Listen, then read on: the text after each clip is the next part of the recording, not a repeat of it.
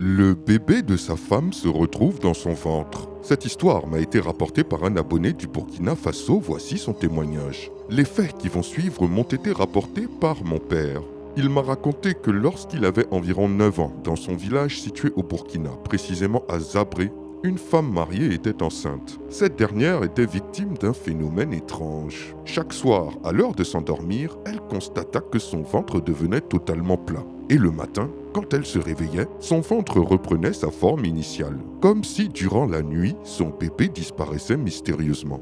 Inquiète, elle alla expliquer ceci à sa grand-mère. Cette dernière, qui était une initiée, lui dévoila que c'était son mari qui était à la base de ce phénomène, et que chaque soir, il retirait l'enfant de son ventre pour se rendre dans une réunion de sorciers où ils avaient déjà commencé à initier l'enfant dans le monde de l'occulte.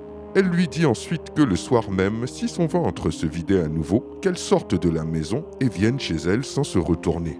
Et que surtout, si elle entendait quelqu'un appeler son nom, elle ne devait pas répondre.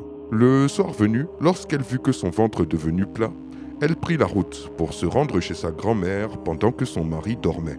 Dehors, elle entendit une voix qui l'appelait, mais elle ne se retourna pas, jusqu'à ce qu'elle arrive chez sa grand-mère. Cette dernière lui dit « Attendons de voir ce qui va se passer demain matin ».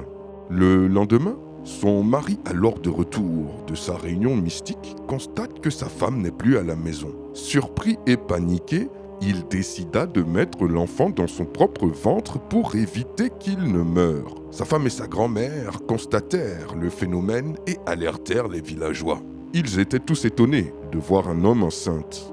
Ainsi, ils sommèrent le père de rendre l'enfant dans le ventre de sa mère, ce qui fut fait. Et ensuite, mon père m'a dit que les villageois l'ont battu à mort, puis enterré dans la brousse. Quelle histoire saisissante et effrayante!